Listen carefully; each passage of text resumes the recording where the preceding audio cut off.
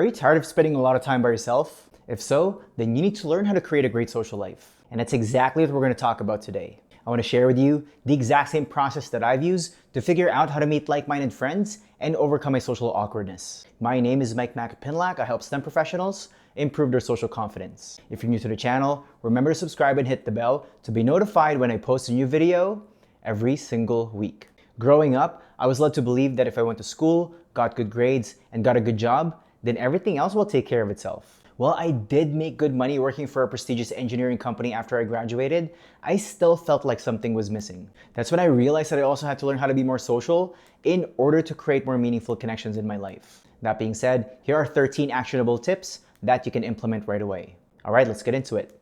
Tip number 1 is to educate yourself. Having no friends is a common problem that I see a lot with our clients in our social skills coaching program. From my experience, those who struggle socially simply lack an awareness around this topic. It's not like they teach you stuff in school or at home, right? As mentioned before, if you want to know how to create a great social life, you need to figure out how to be more outgoing. It's a skill that can be developed, like playing an instrument or learning a new sport. For now, start the process of improving your social confidence by educating yourself. You can read books about it, listen to podcasts, and watch videos around this topic. And then, do what you can to implement the things that you're learning on a regular basis. The more action you take, the faster you'll learn how to interact with people.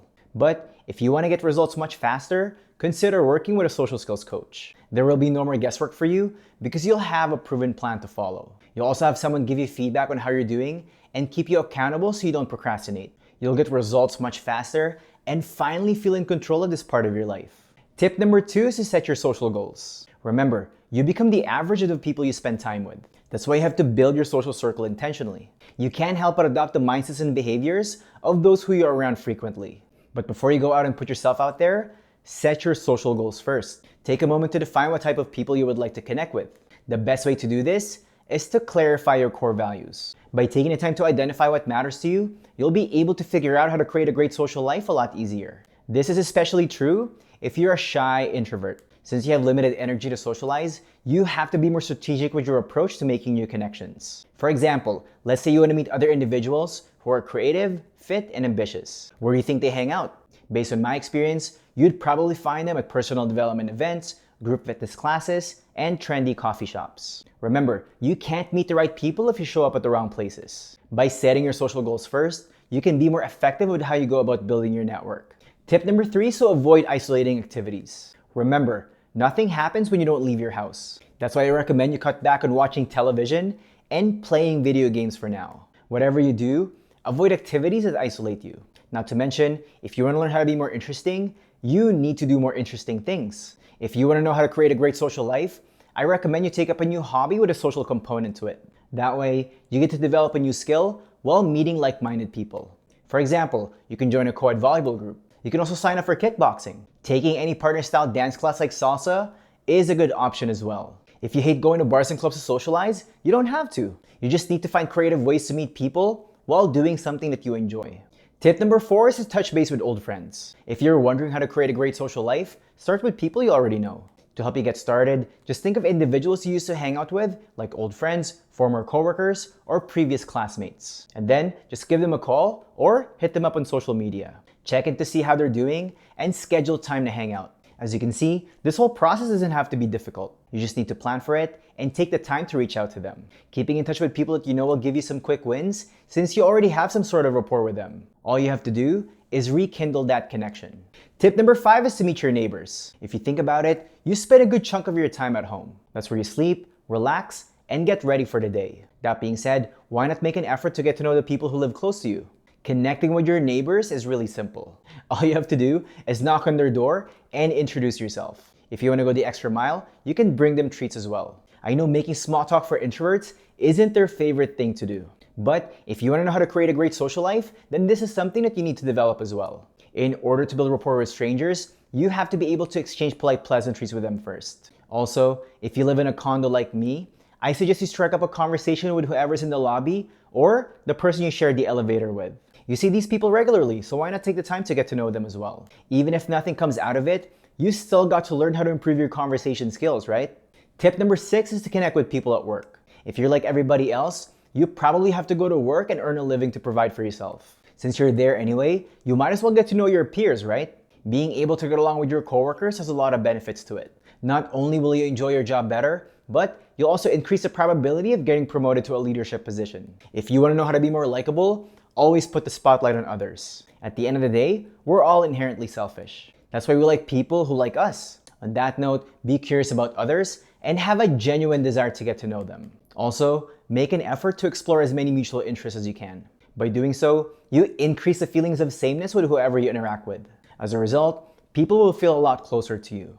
Tip number 7 is to look for volunteering opportunities. If you want to meet people with similar interests, I recommend you volunteer for causes that you believe in. To help you get started, review your social goals again and look up local organizations that support that. For example, if you love dogs, go to a rescue shelter. If religion is something that matters to you, then help out your church. If you have a particular skill that you're good at, see if there's a place where you can teach that for free. Not only is giving back a rewarding feeling, but you'll also connect with other like-minded individuals a lot faster. Tip number 8 is to ask for introductions. As someone who's moved and traveled a lot, I had to figure out how to make friends in a new city over and over again. From my experience, one of the best ways to do it is to get introductions from people you already know. Now, you don't need to relocate to implement this. All you have to do is to reach out to your network and ask them if they know other people they think you should connect with. Doing this is a great way to expand your social circle very rapidly. Since a mutual connection brought both of you together, you'll have instant rapport with whoever you get introduced to. Remember, people can't read your mind. If you're wondering how to create a great social life, now's not the time to be shy. You have to be more assertive and take responsibility for yourself. The more you ask for what you want, the more likely you are to get it. Tip number 9 is to keep an open mind. At the end of the day, building an awesome social circle is still going to be a numbers game. That's why you'll want to create as many opportunities as you can to socialize and meet new people. Like I said earlier, nothing happens when you don't leave your house. Fight the urge to do what's comfortable and be willing to take more risks. As intimidating as it could be, say yes and accept all valid invitations from others. For example, you can attend a party even if you don't know a lot of people there. Go for a drink with a new acquaintance so you can get to know each other better. You can also join your friends when they go out on the weekend. Again, keep an open mind and try things you normally wouldn't. And you know what? Sometimes you'll like it and sometimes you'll learn. Either way, you'll always walk away with a new experience and an interesting story to share in your future conversations. Tip number 10 is to make friends online. These days, almost everyone is using social media. That's why it's not so weird to meet people on the internet now. Personally, I've made great connections online that have translated into meaningful in-person relationships. If you want to know how to create a great social life, feel free to leverage the internet as well.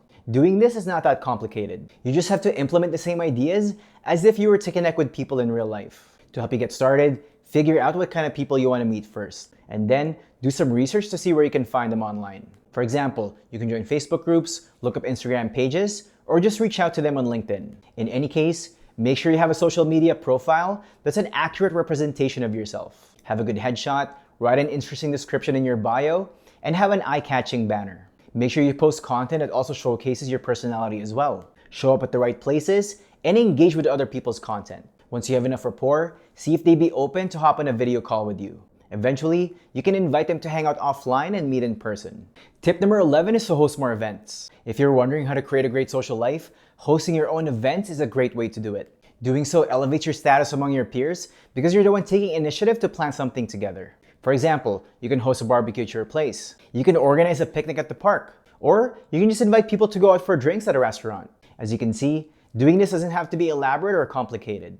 Throwing your own parties is also how you get invited to other people's events as well. Those who attend your get-togethers will want to return the favor and ask you out when they organize something themselves. If you keep this up, you'll expand your network rapidly because you're now tapping into other people's connections. Tip number 12 is to maintain your friendships. The older you get, the easier it is to get caught up with responsibilities that life throws at you. Next thing you know, weeks, months, and sometimes even years go by, and all you've done is just go to work, go home, and watch Netflix. But if you want to figure out how to create a great social life, you have to be able to maintain your friendships. Make a conscious effort to keep in touch with people that you know and continuously add value to their lives. For example, I use social media to stay up to date with important life events with those in my network. When I see a Facebook notification that it's their birthday, or watch an Instagram story that they're celebrating something, I make sure to give them a call. If I know someone who's struggling with a topic that I'm familiar with, I share free advice or lend them one of my books. As mentioned before, I also do my best to host social events so I can keep in touch with multiple people at once. I know this sounds like a lot of work, but there's really no way around it. Keep in mind that everything worthwhile takes time. If you want lifelong friendships, then you need to be willing to put in the effort to nurture your connections. Tip number 13 is to not assume anything. It's easy to feel discouraged when you don't hear back from your friends and acquaintances right away. In fact, the fear of rejection holds a lot of individuals back from reaching out and putting themselves out there. But if you want to learn how to create a great social life, you just can't take anything personally. To give you an example, I had a friend who didn't reply to my messages for a while. He never responded to my texts or returned any of my phone calls. To be honest with you, it pissed me off at first. Later on, I found out that he had a loved one passed away and was going through a grieving period. The point that I'm trying to make is you just have no idea what's going on in people's lives. So instead of making negative assumptions, I suggest you try to see the best in others. Personally, I've had friends for decades now, and from my experience, great relationships take patience, compromise, and persistence. That's why you should put all your focus and energy in what you can do, and the rest, you just have to let it go. If you're shy and technically skilled, and you want to know how to approach and talk to anybody, remember to download your free social confidence cheat sheet. The link is in the description below. If you're tired of struggling socially, and you want to learn more about our social skills coaching program, book your free consultation today and let's connect. The link is in the description below as well. If you like this video, go ahead and hit the like button, subscribe, and share it with someone who you know who could benefit from it. And now, let's turn it to you. Which one of these steps are you going to implement first? Are you going to avoid isolating activities or touch base with old friends? Leave me a comment below and let me know.